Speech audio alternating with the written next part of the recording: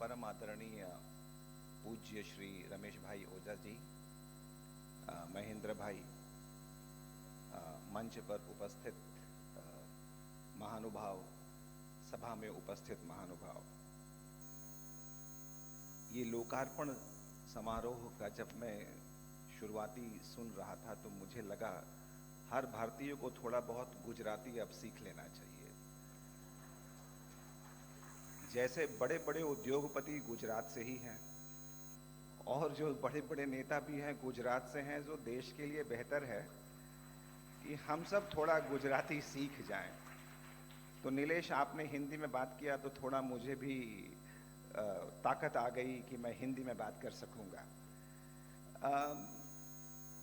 Tata memorial centre नाम से तो ये प्राइवेट अस्पताल लगता है, लेकिन ये परमाणु ऊर्जा विभाग के अंतर्गत आता है और परमाणु ऊर्जा विभाग के जो मंत्री हैं वो प्रधानमंत्री हैं।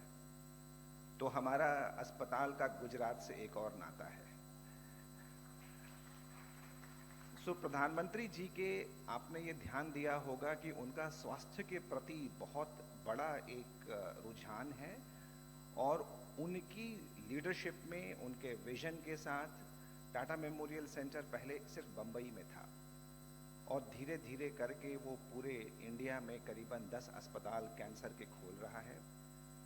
और जब वाराणसी में प्रधानमंत्री जी ने पदार्पण किया तो उन्होंने एक चीज बोली कि मुझे वहां पे एक कैंसर अस्पताल चाहिए।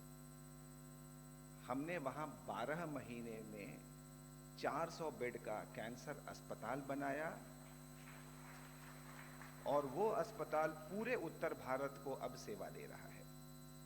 और आज जो पूज्य भाई श्री जी ने मशीन का लोकार्पण किया है, एक्चुअली ये मशीन हमारे पास भी नहीं है और मुझे इस बात की खुशी है कि आज भारत कैंसर संस्थान और श्री भारती मैया फाउंडेशन ने एक ऐसी शुरुआत की है जो कि सारे गुजरात के लिए बहुत जरूरी है और उसका मकसद ये होना चाहिए कि गुजरात का कोई भी मरीज प्रदेश से बाहर इलाज के लिए, और ये हो रहा है।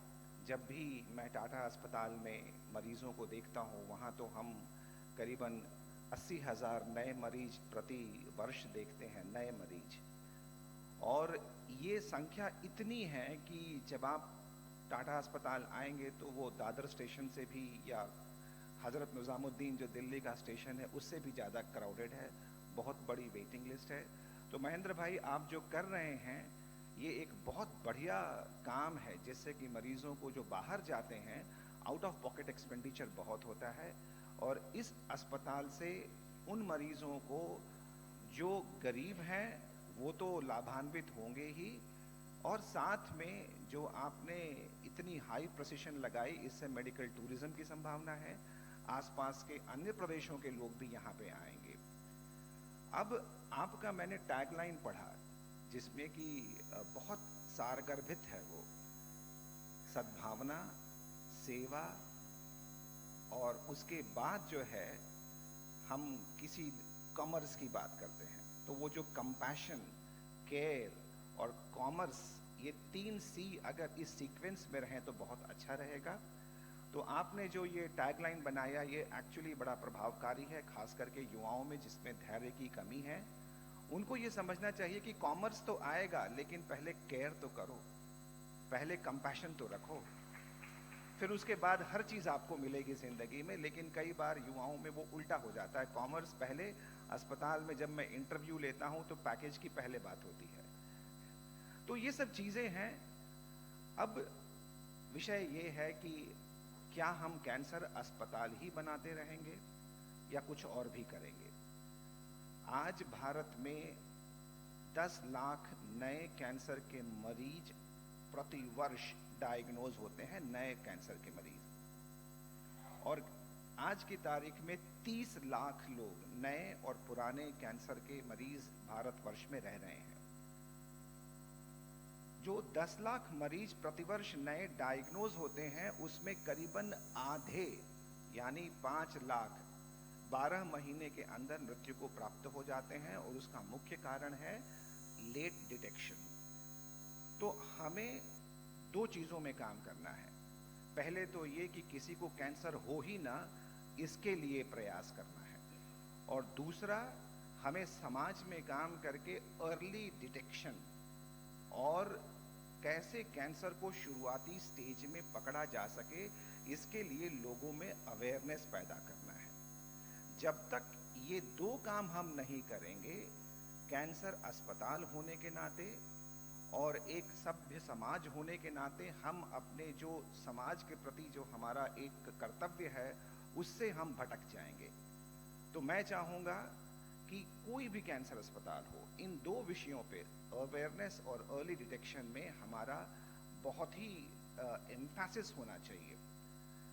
नाउ अर्ली डिटेक्शन की अगर बात करें तो तीन ही कैंसर हैं, मुंह का कैंसर, और एक चीज़ और मैं कहूँगा, गुजरात की मैंने बहुत बड़ाई की शुरू में, लेकिन एक ऐसी चीज़ है जिसके लिए गुजरात पूरे विश्व में बदनाम है, और वो है कि मुंह का कैंसर अगर सबसे ज़्यादा विश्व में कहीं होता है तो वो गुजरात में होता है। और गुजरात के लोग जब अमेरिका, कनाडा और यूरोप में जाते हैं तो वापस उनमें मुंह का कैंसर बहुत ज़्यादा होता है। तो ये एक ऐसा स्टिग्मा है और एक ऐसा कलंक है जिसे हमें गुजरात के नाम से हटाना है, और उसका कारण है यहाँ पे गुटखा और पान मसाला का प्रचलन। जब तक ये गुटखा पान मसाला का प्रचलन, जब आप गुजरात में रहते हैं तो उसका इस्तेमाल करते ही हैं, लेकिन जब आप विदेश जाते हैं तो सूटकेस में भी भर के लेके जाते हैं। और वहाँ पे कहीं भी अगर आप एक शॉप में जाएं और गुटखा पान मसाला दिख जाए तो आपको मालूम हो जाएगा कि आसपास बहुत सारे गुजराती रहते हैं। तो ये एक ऐसी चीज़ है जहाँ पे कि डॉक्टर फेल हो जाते हैं। शायद पूज्य भाई श्री आप भी कुछ हमारी सहायता कर सकते हैं कि कैसे गुजरात के नाम पे और गुजरात के आसपास के लोगों के जो ये एक प्रचलन है, जो ये आदत है, जो कि कम उम्र के बच्चों को 25 साल 30 साल, जो यहाँ के डॉक्टर हैं वो बताएंगे, 20-25 साल के युवाओं में जब वह मुंह का कैंसर हम देखते हैं तो बड़ा दुख होता है। जिस देश का भविष्य गुटखा और पान मसाला में लिप्त होकर परिवार को डिस्ट्रॉय कर रहा है, इसके बारे में हमें कुछ करना चाहिए। क्योंकि मैं मानता हूं कि कैंसर एक इंसान को नहीं होता है, कैंसर पूरे परिवार को होता है। और उसका कारण क्या है कि मैंने देखा है कि कैंसर को आप हेल्थ इशू भूल जाएं, कैंसर एक बहुत बड़ा फाइनेंशियल इशू है। परिवार रातों रात बर्बाद हो जाते हैं किसी एक इंसान के कैंसर होने के चलते। तो अगर हम कई दृष्टिकोण से देखें, जैसे कि कई लोग तंबाकू का इस्तेमाल करते हैं, उनको आप मना करें, या इवन सुपारी, पान मसाला जो तंबाकू के बिना होता है, उसको अगर समझाने की कोशिश करें तो उनका एक ही उत्तर होता है, ये उनकी ज़िंदगी है, आप कौन होते हैं इसको मना करने वाले। जब आप भारत कैंसर अस्पताल के वार्ड में अपना दम तोड़ रहे होते हैं तो वो माँ, वो विधवा पत्नी, वो बच्चे, उन्होंने कभी गुटखा का सेवन नहीं किया, उन्होंने कभी सोचा भी नहीं था कि उनका भविष्य अंधकार में हो जाएगा। एक ऐसे इंसान ने जिसने कि अपने पर्सनल चॉइस के लिए पूरे फैमिली को सैक्रिफाइस कर दिया। तो ये एक बहुत सारी चीज़ें छोटी छोटी हैं जो हमें कहना है। दूसरा, जब आप दमन और सिलवासा जाएं, आधा गुजरात वहाँ चला जाता है वीकेंड्स में। ये एक समझने की बात है कि शराब से कैंसर होता है, ये एक मेडिकल फैक्ट है। Please do not confuse it as a moral social issue. ये कोई मोरल इशू नहीं है कि हम कह रहे हैं कि शराब मत पियो। गुजरात का नाम मैं हर जगह जाके कहता हूं कि यहाँ शराब पर प्रतिबंध है, और उससे बहुत जो युवा हैं यहाँ के, उनको फायदा है। लेकिन वो लोग जो कि वीकेंड्स में या छुपे इसका इस्तेमाल करते हैं, please make an inform choice. WHO बहुत सारे शोध ऐसे हो चुके हैं जिससे ये कंफर्म है कि इससे कैंसर होता है, और ये अवेयरनेस की ज़रूरत है।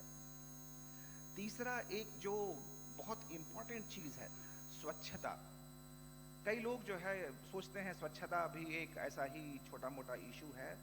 आज महिलाओं में जो सबसे कॉमन कैंसर है वो है सर्वाइकल कैंसर, गर्भाशय मुख का कैंसर। और गर्भाशय मुख का कैंसर जो है सबसे ज़्यादा महिलाओं की जान लेता है, और उसका एक ही तरीका है, अगर गर्भाशय की एरिया की स्वच्छता रखी जाए तो उससे ये सारा का सारा कैंसर खत्म हो जाएगा।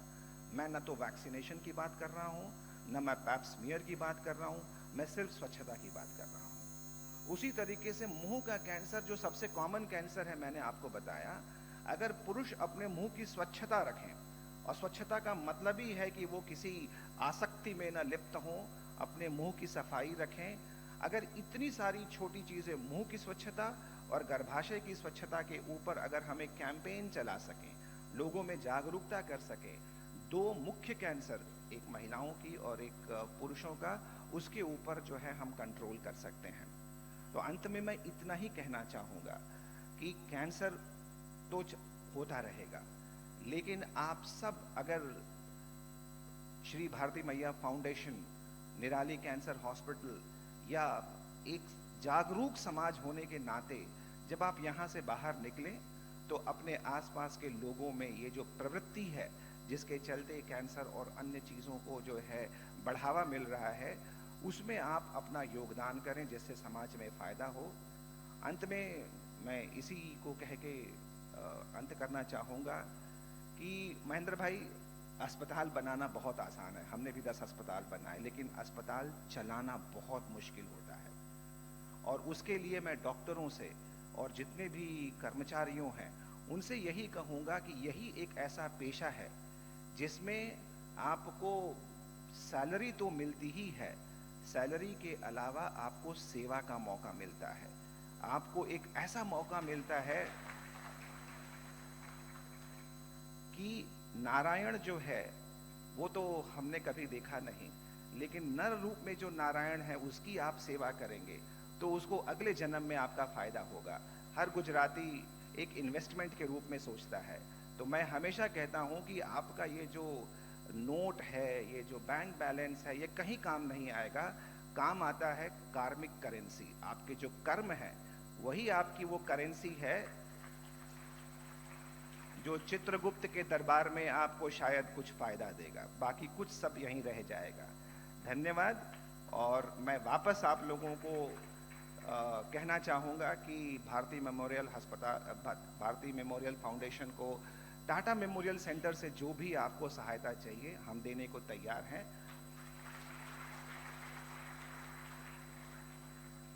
आप हमसे बेहतर हैं, लेकिन हमें खुशी होगी कि हम आपको और बेहतर बना सकें। धन्यवाद।